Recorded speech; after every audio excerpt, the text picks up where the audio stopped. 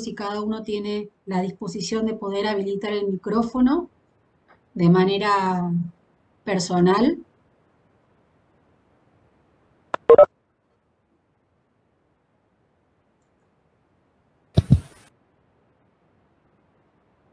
Si alguno de ustedes puede habilitarlo y toma la palabra, me responde, les agradezco. Sí, Hola, profe, doctora, buen se día. puede. Hola, doctora. ¿Se puede ver? Perfecto. Muchas Hola. gracias. Buenos días. Yo no los veo porque tengo ya compartiendo el PowerPoint. Estimo que también lo están viendo. Confirmar esto también. Sí, doctora, se ve. Perfecto. Bien.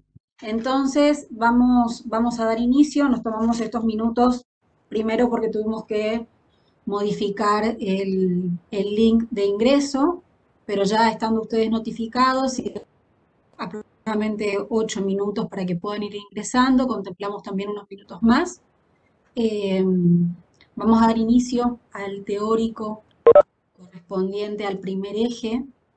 Mi nombre, para quienes todavía no me conocen, es Natalia Rosende, soy psicóloga, profesora adjunta del área de psicología, junto con el profesor Martín Montiel y la profesora Micaela Durruti, formamos el equipo de este área y dentro de lo que es el módulo de quinto año correspondiente a la atención integral del niño y del adolescente, hacemos una especie de apoyatura, de acompañamiento, ¿sí? Sobre todo de manera más activa en este primer semestre junto con odontopediatría y ortodoncia.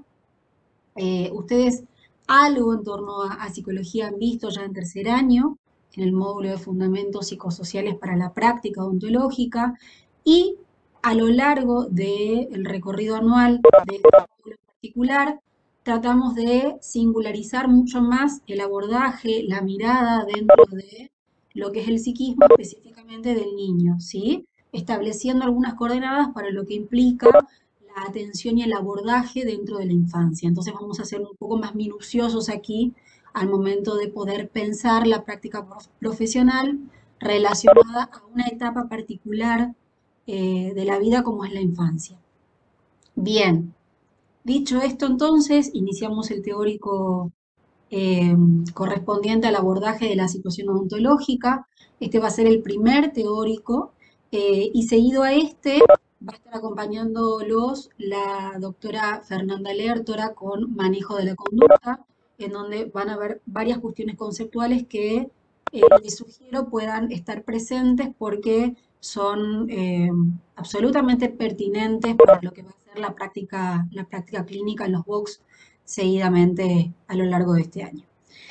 Bien, entonces vamos a ubicar dentro del primer eje temático, ¿sí? Denominado aspectos profesionales generales, a este teórico en relación a los aspectos psicológicos de la situación odontopediátrica. Para eso vamos a poder establecer tres subejes, ¿sí? De manera que puedan resultar de organizadores a lo largo de este teórico. En una primera instancia vamos a dialogar respecto de qué implica una situación odontológica, cómo se configura una situación odontológica, es decir, elementos que son estructurales, ¿sí? Pero también elementos que son dinámicos.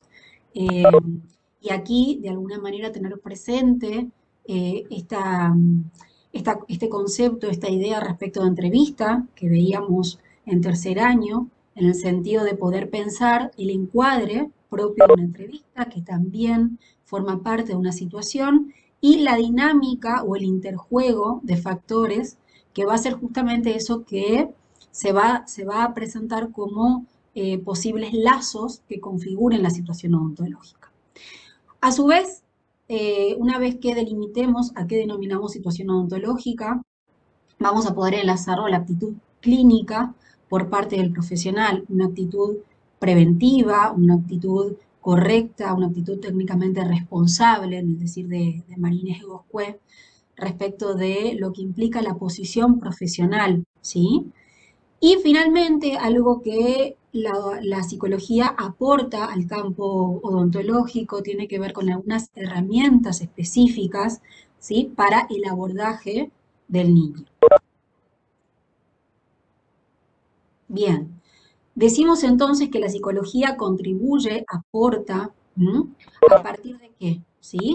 De establecer algún marco que le permita al profesional conocer y comprender características emocionales, ¿sí? Del niño en su singularidad.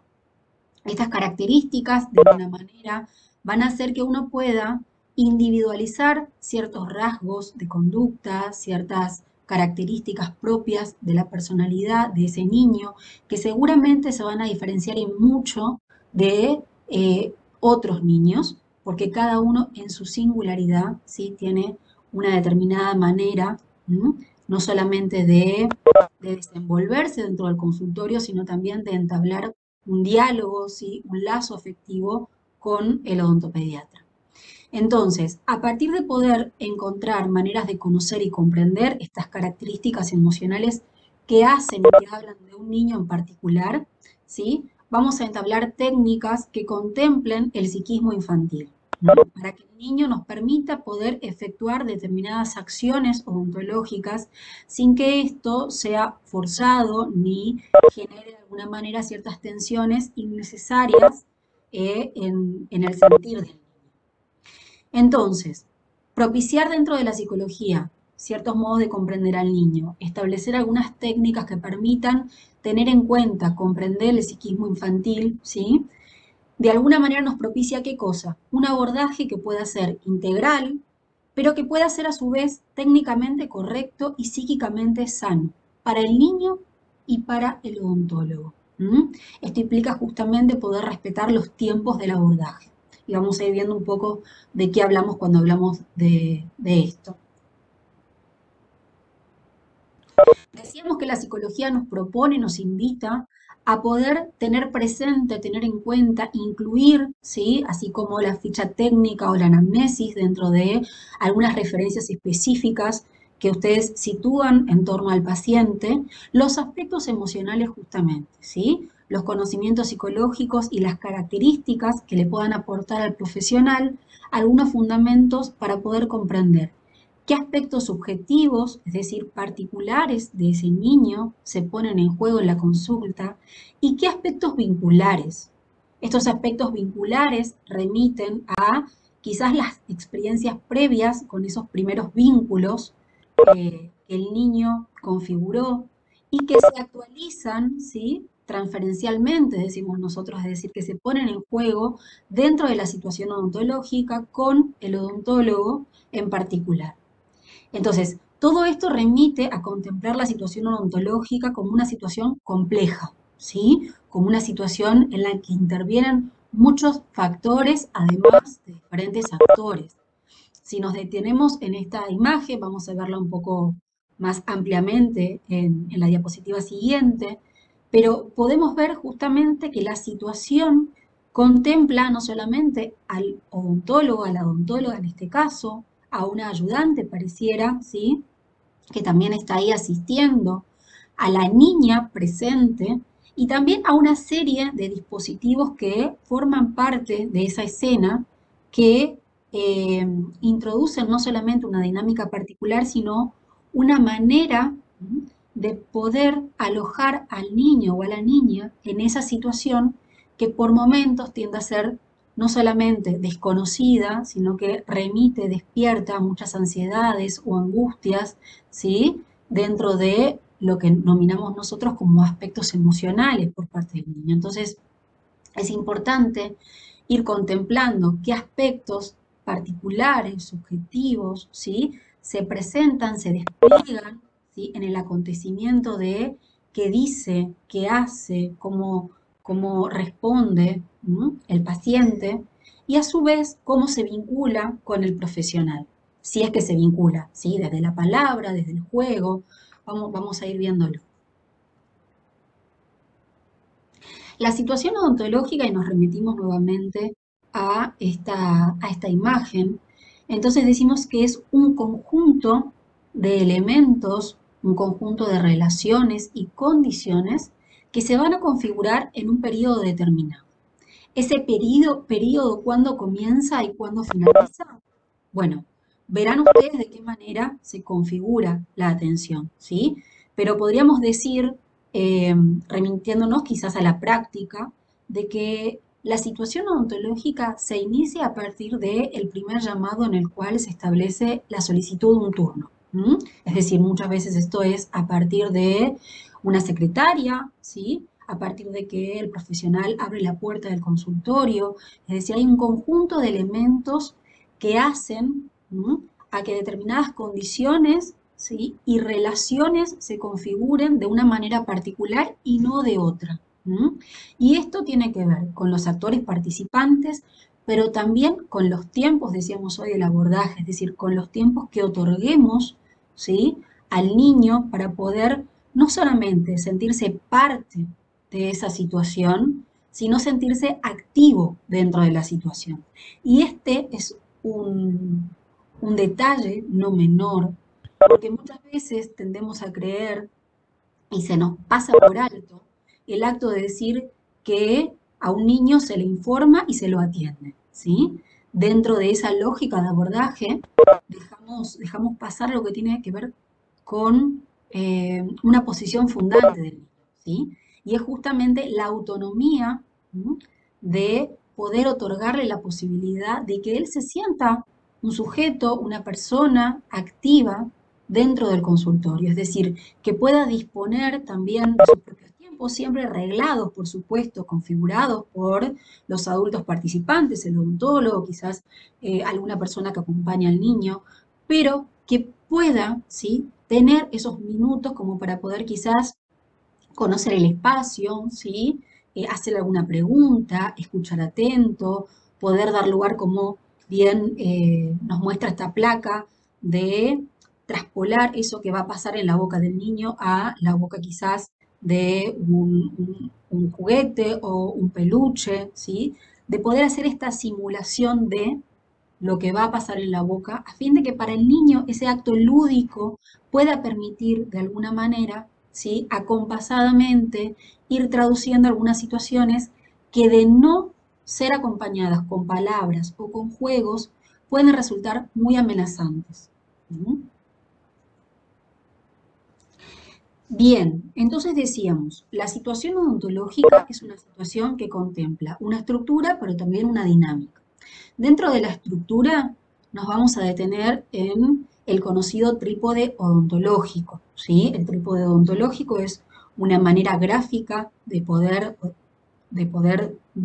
a ver, introducir no solamente a los participantes, en este caso verán ustedes, al niño como protagonista, al odontólogo, pero también a los padres o a quien acompaña en ese lugar, que puede ser un familiar directo, que puede ser un tutor, ¿sí? Alguien que está ahí oficiando de sostén, ¿sí? Y por otro lado, el contexto, que no es menor. Entonces, vamos a ir viendo de qué trata cada uno de estos lugares, porque son lugares dinámicos, pero son lugares a su vez fundantes, ¿sí? De la situación odontológica.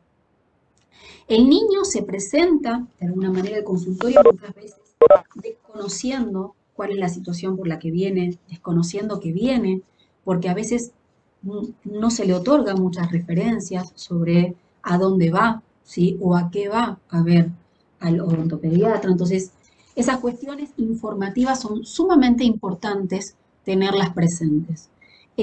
Un niño que se encuentra ante una experiencia nueva, ante una experiencia que podría resultar desconocida, ¿sí? O porque es la primera vez que concurre a ese profesional, o porque es la primera experiencia profesional que tiene dentro del ámbito odontológico. Y esto puede despertar en el niño muchas ansiedades, fantasías, ¿sí? Que terminan siendo condicionantes. ¿Condicionantes a qué? Se preguntarán ustedes. Bueno, condicionantes a cómo pueda responder, a cómo pueda expresarse, a cómo pueda habilitar o no el niño, ¿sí? La atención, la práctica dentro de la cavidad bucal. Si nos remitimos quizás a una primera impresión, ¿qué es lo que uno necesita como profesional eh, para poder intervenir sobre la boca del niño? A ver si alguien puede quizás aportar acá alguna idea. ¿Qué preciso como odontopediatra para, para que el niño me permita a mí introducir quizás un instrumental en la boca? Que me permita Transmitirle Preguntarle confianza, previamente, puede ser. bien, previamente por lo que sí, va a acontecer. ajá, Mostrarle lo que vamos a hacer. bien. Mostrar y decir, Mostrar, hacer en la decir, clínica. hacer en la clínica. Hacer en la clínica es hacer en la boca del niño, ¿sí? Y yo sumaría algo más a esto que ustedes están diciendo. Hacer con el niño. ¿M?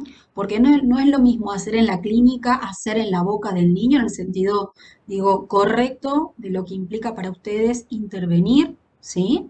Clínicamente, que hacer con el niño en el sentido de, como decía la compañera, hacer con la confianza otorgada por parte del niño dentro de estos contenidos emocionales, de sentir la seguridad suficiente de saber que ese profesional, ¿sí?, no va a resultar una amenaza, no va a dañarlo, ¿sí? Porque estas fantasías, si no cobran palabras, si no se introduce información, si no se contempla quizás qué puede representar eso para el niño, si uno no se asegura de que el niño pueda haber comprendido, ¿sí?, esto que yo le dije, puede generar en él el reflejo o de cerrar la boca, ¿sí?, o de quizás irrumpir en llanto, o de negarse a subir al sillón. Es decir, hay muchas maneras que pueda tener el niño de reflejar, ¿sí?, la negativa, ¿no?, la resistencia de ser atendido.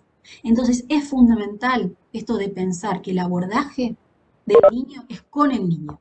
Y de ahí esto que decíamos anteriormente, de la posición activa que pueda tener el niño en tanto paciente. ¿Sí? Bien, por parte de los padres, recordaba que en la clase inaugural la semana pasada uno de ustedes hacía una pregunta a mi criterio muy pertinente que tenía que ver con que si en las clínicas se permitía o no la presencia de la madre, ¿sí?, o de quien acompañase en ese momento. Una pregunta que es, diría yo, controversial, porque recuerdo que desde algún lugar la respuesta también dejaba entrever de que si bien habían ciertos protocolos y mucho más, sitúense ustedes en este contexto en el que estamos de a poco, ¿sí?, volviendo a recuperar algo del orden de las prácticas habituales, ¿sí?, previa a la situación de COVID. Venimos de 2 años de muchos protocolos, de muchas exigencias propias en el sentido no solamente de medidas de bioseguridad, sino también del cuidado del paciente, del cuidado de uno como profesional, de no saberse expuesto quizás a contagios que resulten innecesarios, sabiendo y mucho ya de cómo transita este virus dentro de la población. Pero recordaba de que esta fue una pregunta muy pertinente, porque de alguna manera también es una pregunta que siempre queda ahí suspendida a criterio de no solamente, bueno, las lógicas propias quizás de los box, de las clínicas dentro de lo que es la facultad en este caso, sino también de cada profesional dentro de su propio espacio en la práctica privada, ¿sí? Eh, porque si uno pregunta, si uno indaga, digo, entre nosotros muchas veces nos pasa conversando con las odontopediatras, los odontopediatras, esto de que no todos tienen la misma manera de facilitar el acceso, ¿sí?, dentro de la situación odontológica a quien acompaña al niño. Y digo no todos tienen la misma manera porque justamente en esa decisión se juega mucho de cómo uno en tanto profesional se dispone a configurar la situación odontológica.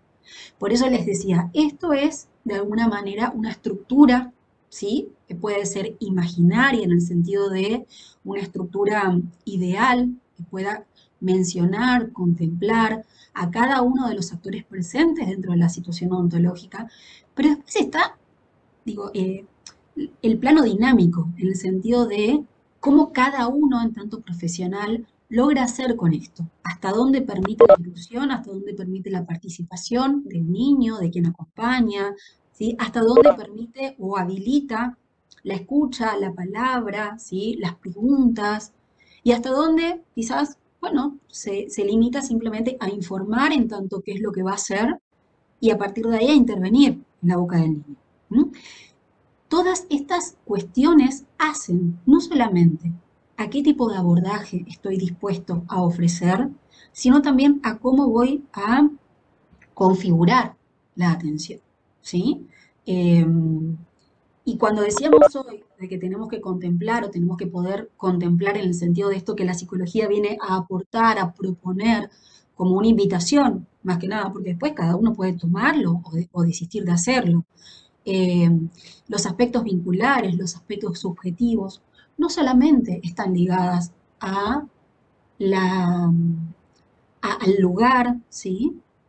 Del niño, a cómo lo alojamos o a cómo hacemos con él, sino también a cómo esos aspectos singulares, vinculares, ¿m? Están ligados a la práctica profesional, a la figura del odontólogo. ¿M? Y de ahí a que no todos los odontólogos, ¿sí? Intervengan de la misma manera, no todos los profesionales contemplen los mismos aspectos, no todos los profesionales quizás respondan a un mismo tiempo de asistencia y abordaje. Eso es lo interesante de poder ir encontrando en esta lupa la complejidad de cada situación respecto a cómo miramos, a cómo repensamos la práctica. Y creo que en ese sentido, esta situación por la que venimos atravesando ya hace 2 años de COVID, nos permitió replantearnos algo más allá de cada protocolo que se fue construyendo, gestando, viabilizando dentro de las medidas de bioseguridad. ¿M? Porque puso en cuestión, ¿sí? No solamente una cuestión quizás de cuidados, sino también de participación.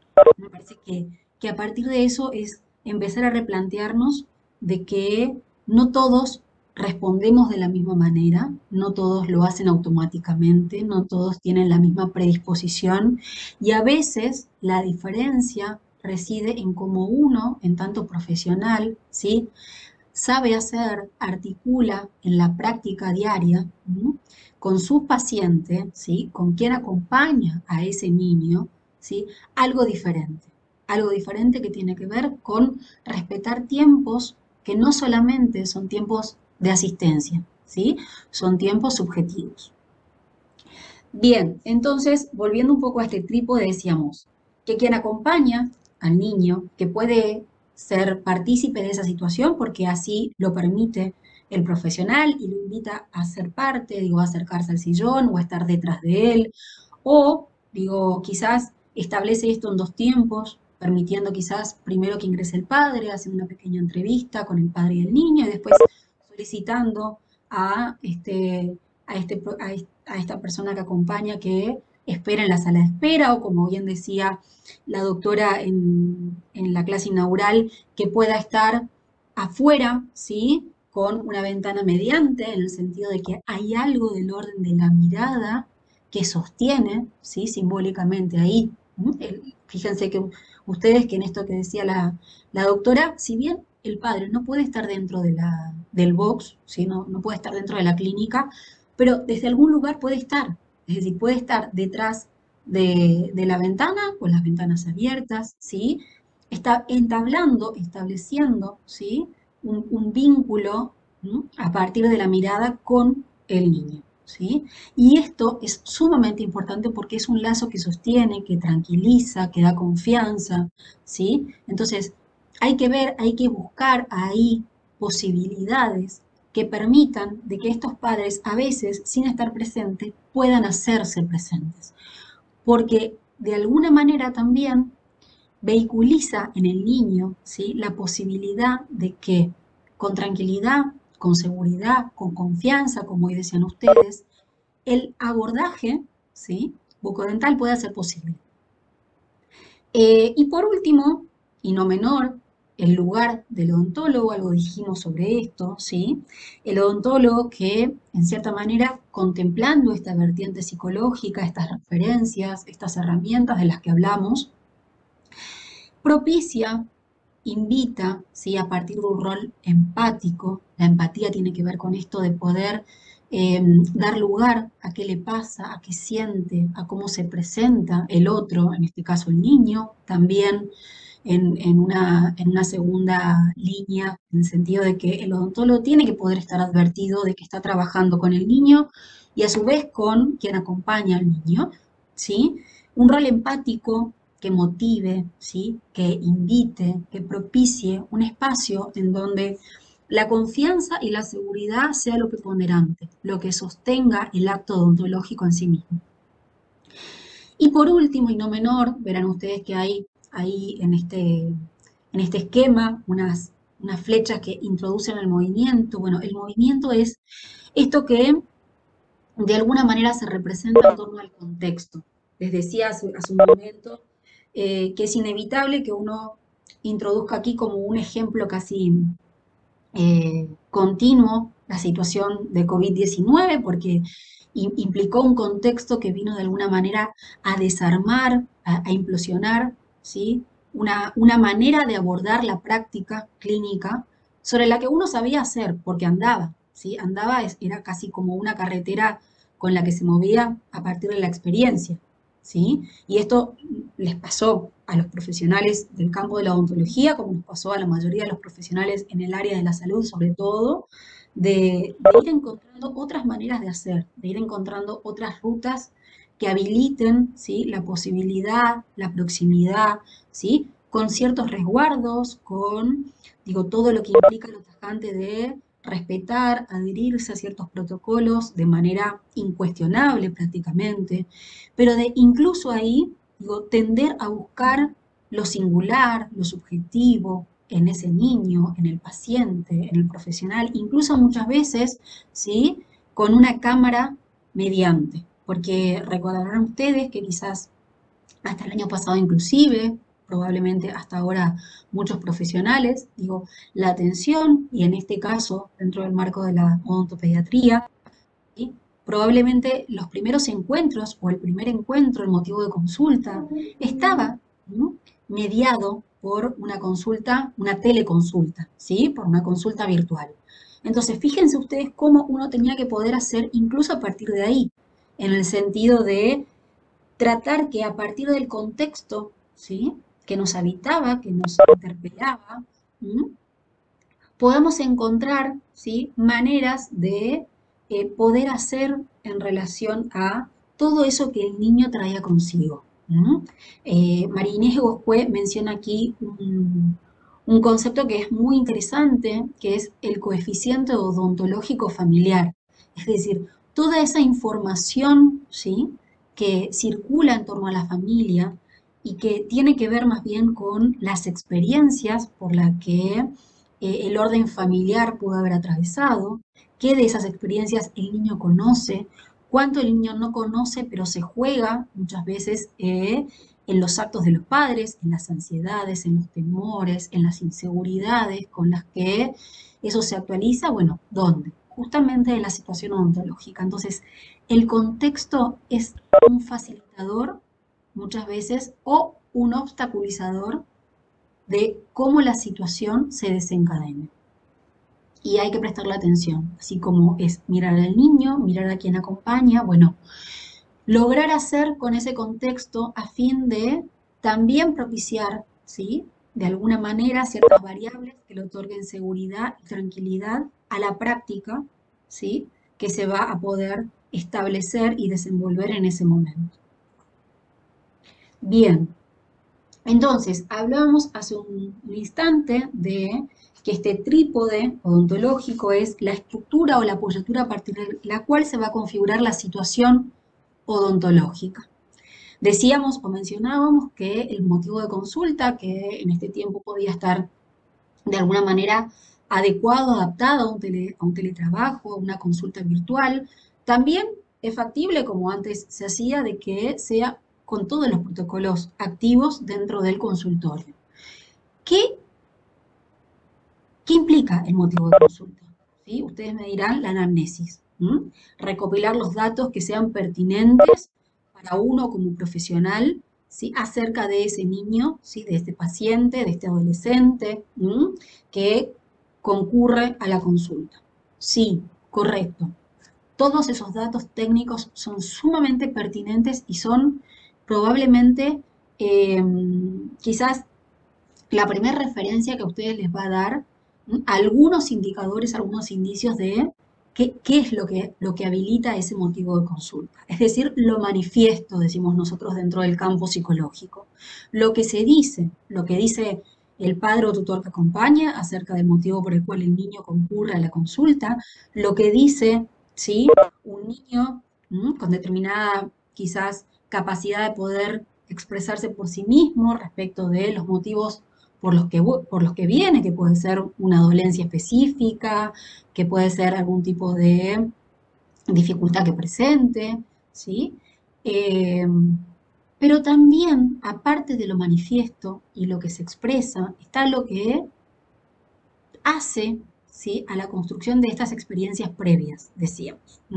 Quizás a remitirnos a que si el paciente en cuestión o la persona que acompaña no logra remitir o expresar o comentar quizás algunas experiencias anteriores que haya tenido dentro de la práctica odontopediátrica o odontológica en sí misma, ¿sí?, uno puede indagar, porque muchas veces esas experiencias previas terminan configurando maneras factibles de hacer, ¿sí?, que quizás puedan hasta optimizar el tiempo en el sentido de poder obviarlo el espacio lúdico, ¿sí?, o que ese niño pueda hasta subirse al sillón y con algún que otro dato relevante permita con absoluta seguridad y distendido de poder ser atendido. Pero muchas veces esto no es así. Y las experiencias previas configuran, ¿no?, algunas resistencias, ponen en juego algunas amenazas que ese niño pueda estar sintiendo, pueda estar viviendo dentro del campo odontopediátrico y que requieran por parte del profesional cierto sostén, cierta capacidad, ¿sí?, decíamos hoy desde un lugar empático, de poder otorgarle palabras, de poder otorgarle un tiempo y un espacio preciso para ir configurando eh, ese espacio, ¿sí?, esa situación odontológica con la mayor confianza posible, en tanto cuando este niño pueda ser alojado dentro del sillón odontológico, pueda tener la participación voluntaria, ¿sí?, de abrir la boca, de permitir ser intervenido, ¿sí?, de poder ir recorriendo uno como profesional con palabras, qué está haciendo, qué va a hacer, qué instrumental va a utilizar, porque todo esto, ¿sí?, logra de alguna manera ir encontrando una contrapropuesta, ¿sí?, a esas ansiedades que muchas veces son ansiedades desmedidas, que no están, activas, que no se desencadenan por algo que uno como profesional en ese momento pudo haber hecho o pudo dejar de hacer, sino que más bien se remiten a ciertas experiencias pasadas o a cierta lógica de información, ¿sí?, que le pudo haber sido negada a ese niño antes de asistir a la consulta, ¿en pos de qué? Muchas veces cuando uno entrevista a los padres, entiende, comprende y escucha, aunque no está de acuerdo, pero escucha ahí, de que no se le dice para no preocuparlo antes, ¿sí?, para que el niño no se asuste. Y lo cierto es que concurrir a la consulta, ¿sí?, por primera vez para un niño, en donde encuentra un sillón, en donde encuentra quizás herramientas como el instrumental que el odontólogo tiene para poder intervenir, que es absolutamente desconocida, que en todo caso tiende a ser, lo primero que a mí se me remite es punzante, porque ustedes utilizan muchos instrumentos que son a la imagen, ¿sí?, bastante difíciles de procesar, de digerir, en el sentido, bueno, ¿qué va a pasar con eso en mi boca? ¿Sí? Bueno, todas estas preguntas, ¿sí?, ahí donde probablemente el niño no tenga alguna primera referencia acerca de dónde va a ir, por qué va a ir, ¿sí?, de transmitirle cierta información, pero también confianza sobre ese espacio, terminan siendo amedrantadoras, ¿sí?, terminan siendo amenazantes, terminan siendo perjudiciales, incluso en el vínculo con el odontólogo al momento de la práctica. Entonces, sumamente importante, uno pueda tomarse unos minutos antes de que el niño abra la boca, de poder evaluar, ¿sí?, estas cuestiones en referencia a saber, bueno, con qué información estamos contando y qué otra información es pertinente de hacer circular dentro del campo odontológico y de poder, sí, en todo caso, eh, permitir que el niño pregunte, ¿sí? Permitir que el niño lo pueda quizás poner en actos ahí donde uno le otorga, no sé, algún juego o le otorga un peluche, como veíamos en la imagen, o le puede otorgar lápiz y papel para que pueda dibujar, ¿sí? Todas estas son posibilidades a partir de las cuales entablar un diálogo con el niño.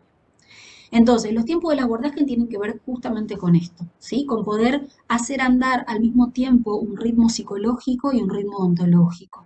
Es decir, que el odontólogo pueda incorporar ciertos elementos de la psicología, que es, si no mencionar esto que venimos hablando, para poder hacer a partir de ahí, contemplando ciertas cuestiones que tengan que ver, ¿sí? Con el cuidado, ¿sí? Con la palabra, con la atención de ese niño. En el sentido de hacernos algunas preguntas disparadoras. ¿Qué hace el niño? ¿Qué pasa en el niño? Al vernos, al llegar al consultorio, al subir al sillón, ¿sí? Al permitir o no que uno intervenga. ¿Qué hacen los padres o qué hace quien acompaña? Si es que buscan estar presentes, si es que directamente, quizás con total consentimiento, esperan afuera y es algo que ya está conversado con el niño. ¿Y qué hace el odontólogo en relación a todos estos disparadores y cómo interviene? ¿Sí? ¿Qué posibilidades otorga? ¿Sí? Y cómo estructura esa situación en particular. Doctora, Sí, un día tengo una pregunta. sí, sí, te escucho. En algunos casos, ¿vamos a podernos sacarnos la burbuja para poder hablar y que el paciente nos vea la cara? Porque si estamos con la burbuja, quizás le da miedo a los pacientitos, creo yo. Ajá. Bien, ese es un tema bastante interesante que seguramente lo pondrán en cuestión cuando se establezca el inicio de las clínicas. Probablemente la doctora Lertora nos pueda decir un poco más respecto de esto, porque yo te podría decir quizás desde la práctica profesional, que es pertinente esto que vos estás planteando, muchas veces poder conocer los rasgos, conocer el semblante del profesional, ¿sí? Tranquiliza y da seguridad, da confianza al niño, pero me parece que dentro de los box hay otras lógicas de trabajo que tienen que ver con algunos protocolos que ya están estandarizados, que pueden incluso permitir, o quizás no, pero así todo no lo permitan dentro del box, dentro de la clínica, probablemente ustedes puedan tener alguna instancia mediando protocolo vigente antes de iniciar la práctica, ¿sí? Que permita que puedan conocerse con el paciente. Y me parece que ese es un dato sumamente importante que todos tendrían que tenerlo presente.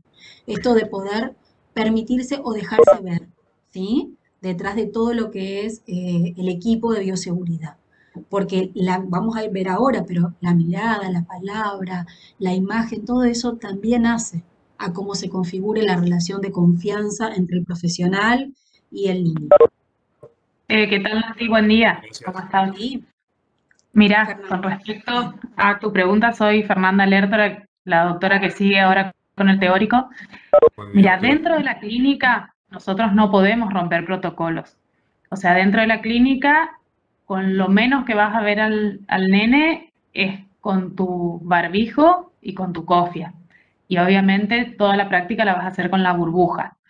Eso no quiere decir que, por ejemplo, como herramienta tenemos una videollamada, si vos querés, porque hay que ver también, hay cosas que uno, digamos, puede hacerlas o las quiere hacer o acepta hacerlas, pero también hay que ver qué acepta la mamá de ese paciente que vos hagas sin protocolo. O sea, lo que vos vas a hacer afuera de la facultad, nosotros no te vamos a decir y eso va a pasar por lo que vos quieras hacer. Si vos te querés encontrar con el bebé sin barbijo, sin máscara, o sea, rompiendo un protocolo de bioseguridad, eso ya es un tema de ustedes.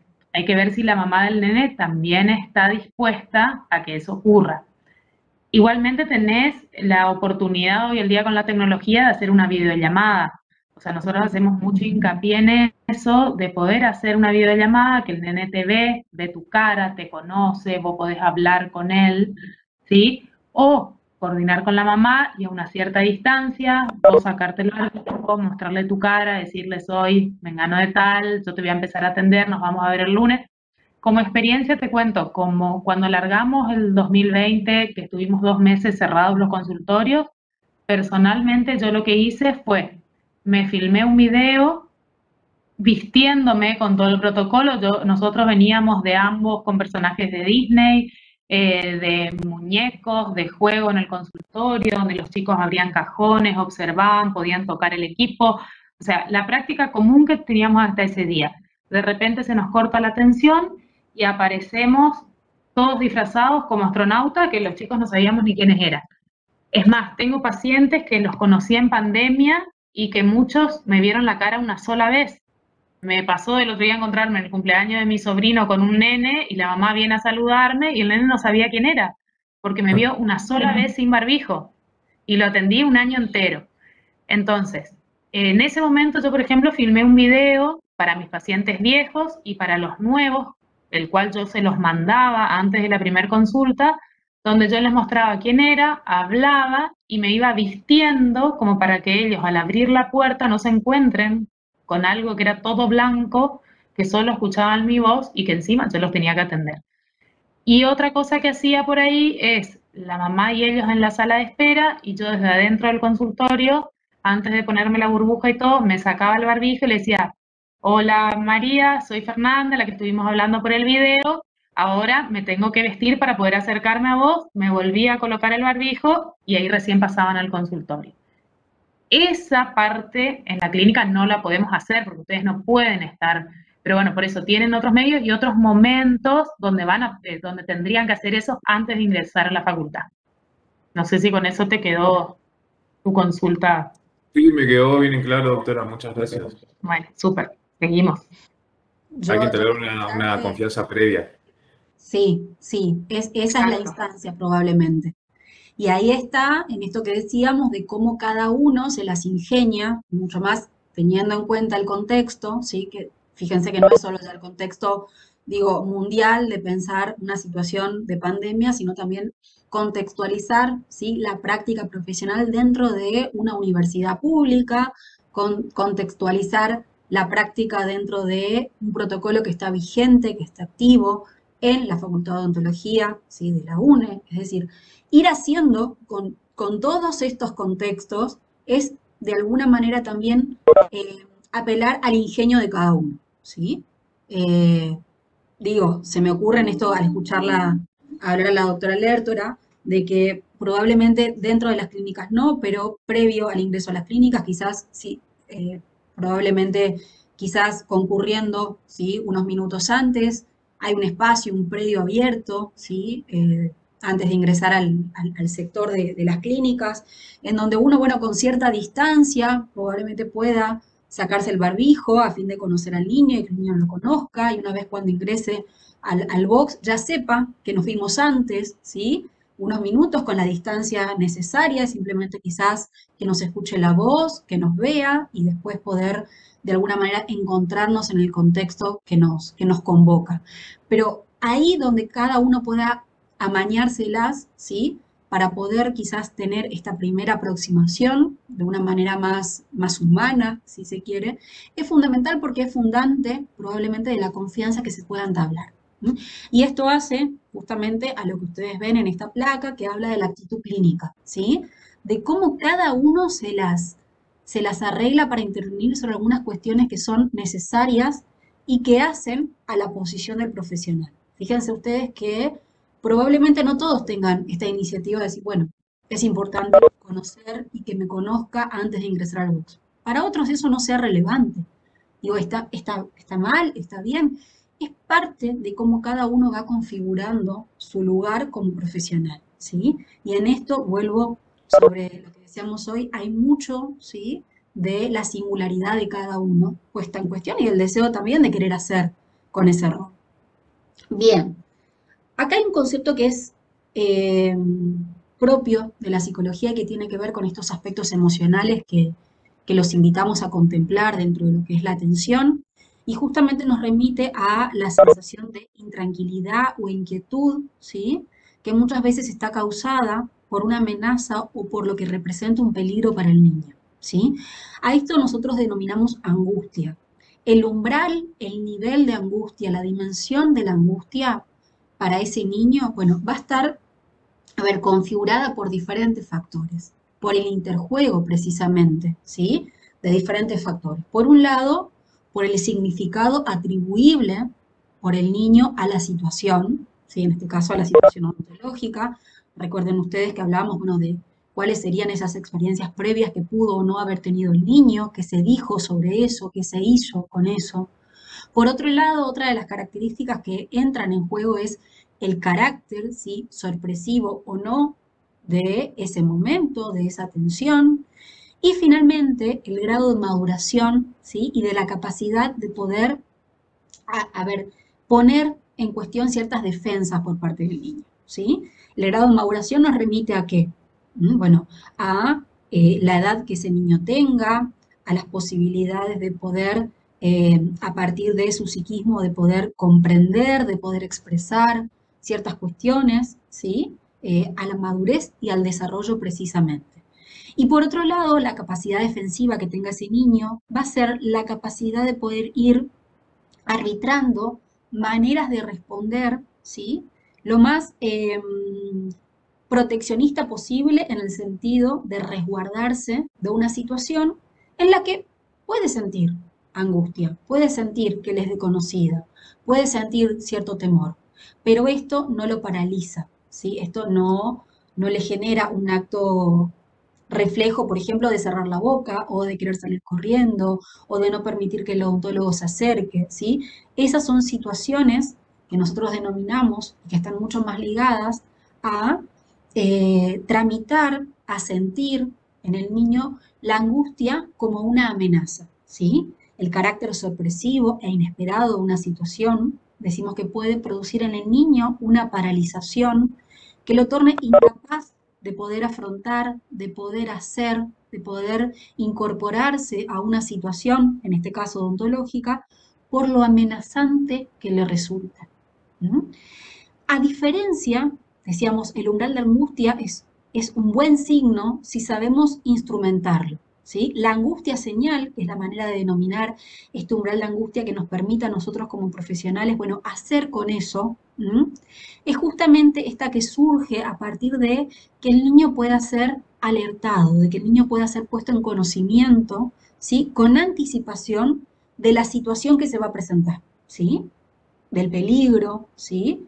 En muchos casos, que se puede sentir en una primera instancia como un peligro porque resulta una situación hasta el momento desconocida, pero que le permitirá movilizar las defensas suficientes para poder afrontar y superar esa situación, ¿sí? ¿De qué tipo de defensas hablamos? Bueno, por ejemplo, de poder en esa situación, ¿sí?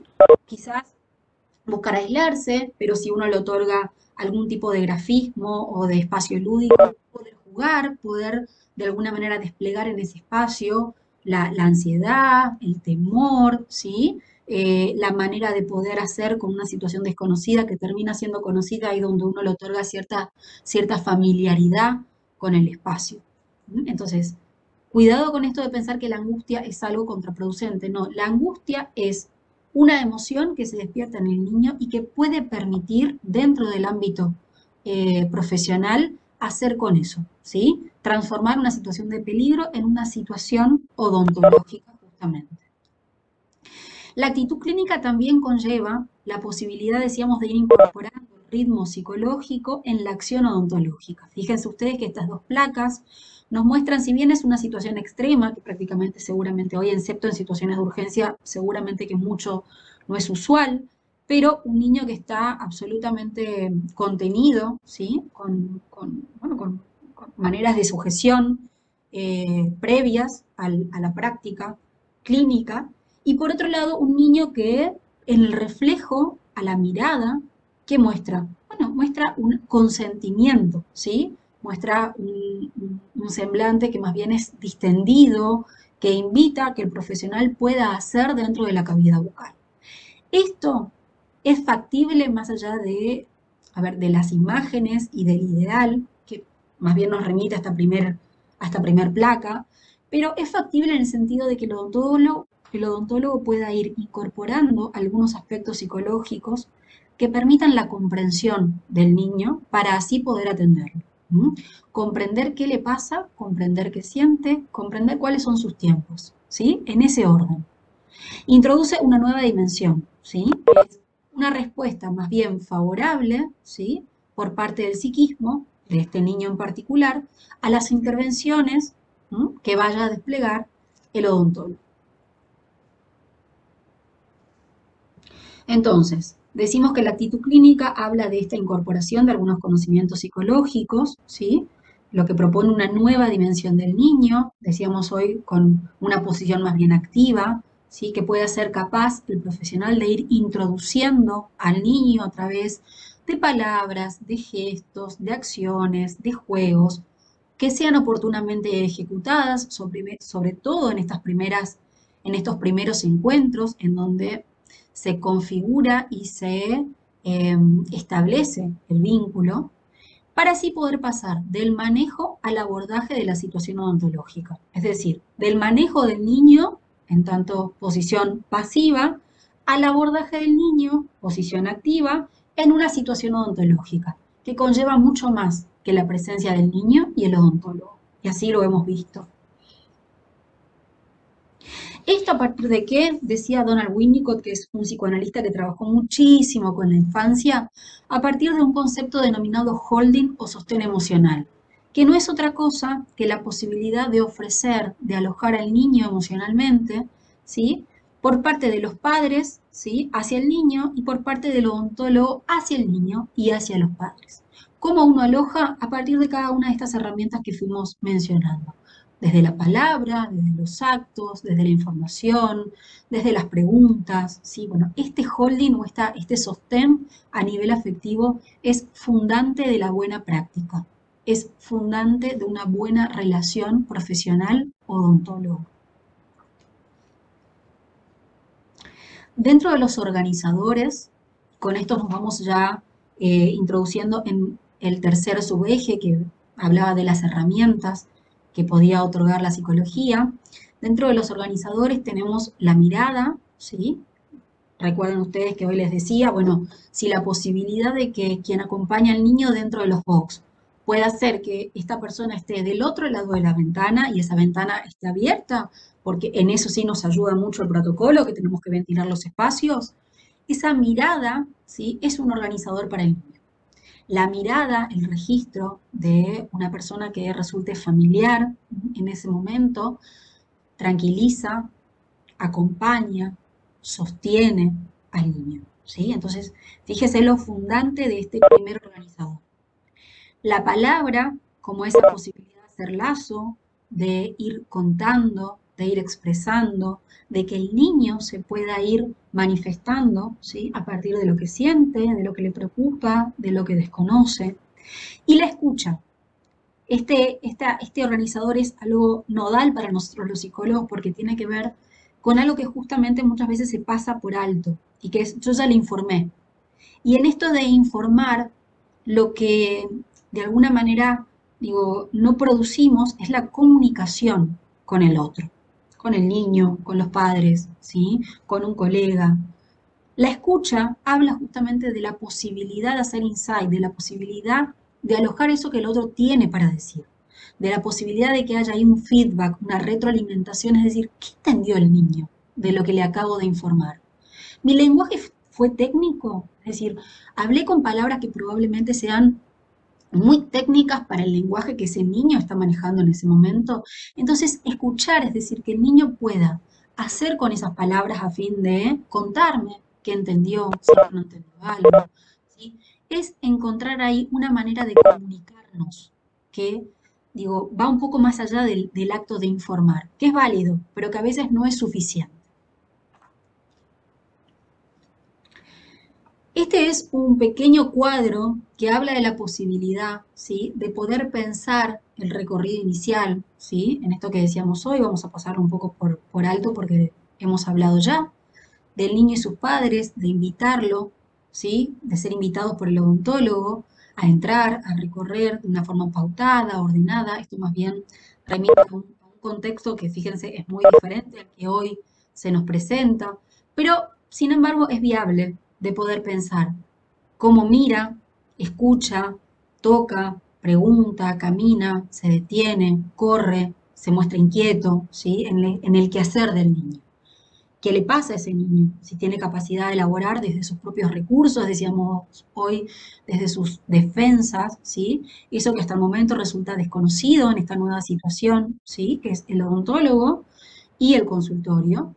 ¿Qué hacen los padres? Si más bien se muestran observadores, si quieren ayudar, si esperan que uno les diga qué tienen que hacer, si a veces limitan los impulsos del niño interviniendo, si acompañan la experiencia, si más bien se muestran evitativos o temerosos, porque estas situaciones muchas veces terminan haciendo que el niño adopte esas maneras de hacer también. ¿Y las actualice dónde? Bueno, en la situación con el odontólogo. Y finalmente, ¿qué hace el odontólogo? Si uno trata de entablar un vínculo profesional, afectuoso, si procura ser continente, es decir, poder alojar, ser sostén de las ansiedades del niño y muchas veces también, ¿por qué no?, de quien acompaña al niño. Dentro de las herramientas, recuerden que están muy ligadas a los organizadores que hablábamos hoy, la mirada, la palabra y la escucha. Tenemos el dibujo como un acto lúdico, ¿sí? Como una posibilidad de poder generar, ¿sí? ciertas aproximaciones acerca de lo que va sintiendo el niño. La escucha, de lo que hablábamos anteriormente, y el juego, ¿sí? Estas herramientas permiten que el niño se familiarice con el espacio odontológico, permiten la construcción de un vínculo transferencial positivo, es decir, la construcción de un vínculo de confianza, de un vínculo de seguridad, y permite, por otro lado, la expresión de sus emociones, desde la palabra, desde el juego, ¿sí? Desde el dibujo. Este rompecabezas intenta de alguna manera propiciar en ustedes una pregunta acerca de qué mira el odontólogo cuando recibe a un niño. Verán que están todas las piezas menos una faltante que justamente se aloja dentro de lo que configura la boca del niño. Entonces, esta pieza faltante nos invita a ver todas las que están presentes, que hacen justamente a poder entablar una dimensión mucho más amplia, mucho más integral, mucho más compleja, en relación a que el niño, ¿sí?, es un sujeto que está cargado de emociones, que está de alguna manera ubicado en esa situación odontológica dentro de coordenadas de tiempo, espacios, experiencias que no podemos pasar desapercibidas y que si bien es nuestra función como odontólogos, será la suya por supuesto, intervenir sobre la boca, no es factible hacerlo, ¿sí? En el sentido de, como decíamos hoy, sea un abordaje técnicamente correcto, pero también psíquicamente sano, si no contemplamos todos los otros factores que también hacen a la subjetividad del niño o de la niña. Entonces, para finalizar, decimos que una buena relación odontólogo-paciente está de alguna manera configurada a partir de ¿qué? Del rol empático, de la motivación, de cómo uno propicia ese vínculo, de las explicaciones continuas sobre las intervenciones que se van a producir, que esté dispuesto a dar, sobre la escucha, que esté dispuesto a habilitar, ¿sí? Y todo esto en consecuencia de ¿qué? Del holding profesional, del sostén que como profesionales tenemos que, o sería quizás oportuno, disponernos a ofrecer, ¿sí? ¿Por qué? Porque tranquiliza, porque permite un espacio posible para las intervenciones, y no solo con el niño, sino también con quien acompaña al niño. Esta es una frase de Goscué, que a mi criterio me parece que de alguna manera resume lo que venimos conversando, y dice que un acto odontológico es sano cuando procura al niño el máximo bienestar afectivo, indispensable para que pueda sobrellevar la ansiedad natural subyacente en todo acto de curar. No quiere decir que la situación odontológica no despierte fantasías, temores, ansiedades, sino de que todas esas emociones que se ponen en juego en esa situación, ¿sí?, puedan contrarrestarse a partir de el sostén, de la confianza y de la seguridad que como profesionales le podamos otorgar al niño y a sus padres por efecto.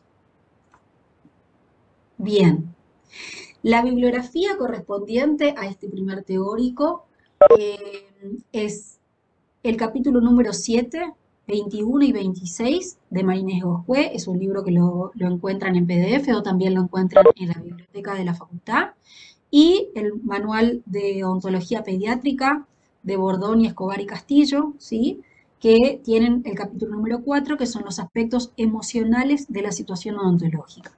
Dentro de estos capítulos van a encontrar todo esto que hoy se intentó desplegar como una primera aproximación de los conceptos que aporta la psicología al campo de la práctica profesional odontopediátrica. Cualquier duda es el momento en el que pueden habilitar sus micrófonos, los escucho, para después dar lugar a que la doctora Lertora pueda continuar con el teórico que siga. Mientras voy a ir sacando el dejar de compartir.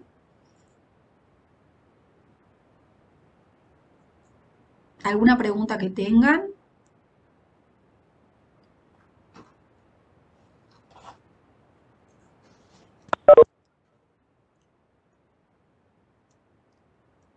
Bien.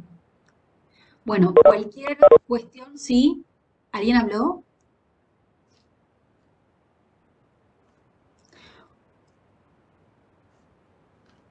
Cualquier cuestión, duda que pueda ir surgiendo, no solamente a partir de ese teórico, sino también en el acontecer de la práctica clínica dentro de la facultad, sepan de que pueden escribir mediante el aula, pueden escribir a nuestros correos, ¿sí?, tanto al profesor Montiel, la profesora Durruti o a quien les habla, que estamos ahí para poder acompañar esto de ir revisando cuestiones que tienen que ver con la práctica profesional justamente. Por otro lado, mencionarles de que el próximo viernes vamos a estar dando lugar al seminario correspondiente a este tema. Para eso les sugiero que durante la semana puedan estar atentos al aula, porque en la pestaña de tareas vamos a dejarles un pequeño Word que va a mencionar un poco cuál va a ser la actividad sobre la que vamos a trabajar. Es una actividad práctica, ¿sí?, que tiene que ver con ponerlos en situación desde diferentes escenarios sobre algunas referencias y conceptos que hemos visto hoy y que van a seguir desarrollando con la doctora Lertora. Así que nos encontramos viernes próximo mediante este mismo formato. Seguramente le vamos a estar compartiendo la dirección de esa sala. Por mi parte, agradecer la participación, el respeto, ¿sí?, y el silencio, y los dejo con la profesora Fernanda para que pueda continuar el teórico de manejo Chicos, del personaje de la conducta. cerramos la sala acá, así la liberamos a la licenciada, nos vamos a la otra sala y empezamos a las 1:15, así tienen tiempo de ir a tomar agua, de hacerse un café, un té.